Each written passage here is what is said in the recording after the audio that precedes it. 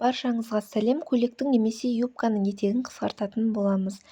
Мына видеода менде көйлектің астыңғы жағында етегінде байқасаңыздар дақ түскен. Осы дақтың біткен жерінен сызғышпен айналдыра өлшеп аламын. Мінекей.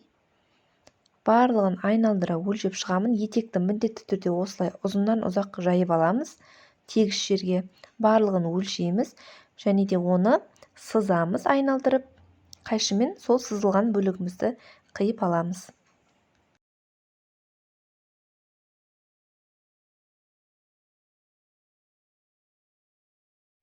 Осы қиылған етегімізді оверлокпен немесе зигзаг тігісімен, мінекей мына қараңыздар, менің етегімде осындай қайырылған жиегі бар.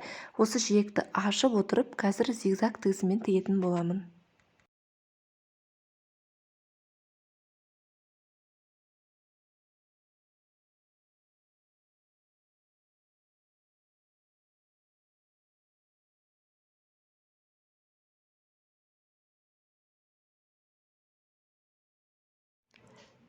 Мінекей етегімізге зигзаг тігісін беріп алдық. Енді осы көрсетілген жерде етектің алдыңғы бөлігі менде ашық тұрады. Сондықтан осы видеода көрсетілгендей етіп, етекті кері қарай қайырып тігіп аламыз.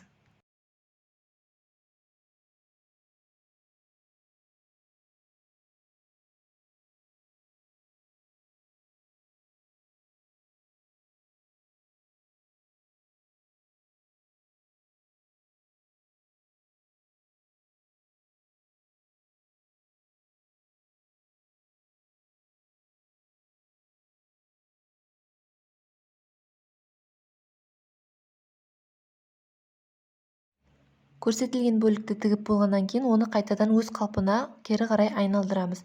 Және де осы жерде ескертетін жайт, етекті міндетті түрде бір-біріне сәйкестендіріңіздер. Астыңғы жағындағы етек үстіңгісінен қысқа немесе ұзын болып, немесе үстіңгісі қысқа немесе ұзын болып қалмауын қадағалап, екеуін бірдей етіп тегістеп қиып алып тігесіздер. Келесі кезекте етектің енді барлығын тігетін боламыз.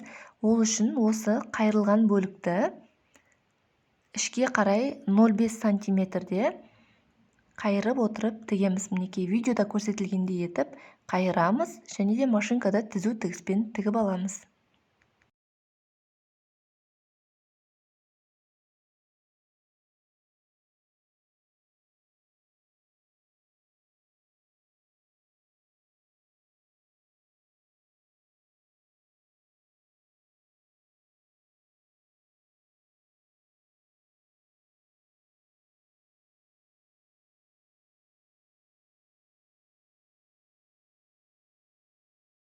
Етекке түзу тігісті беріп болғаннан кейін міндетті түрде осылай ішкі және сыртқы бетінен кезектестіріп үтіктеп аламыз.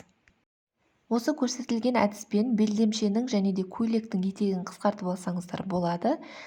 Назарларыңызға рахмет. Менімен бірге болыңыздар. Видео ұнаса лайк басып, комментарий қалдырыңыздар. Каналыма тіркелмеген болсаңыз тіркеліп алыңыздар және де басқа да көптеген пайдалы видеоларымды көруге кеңес беремін.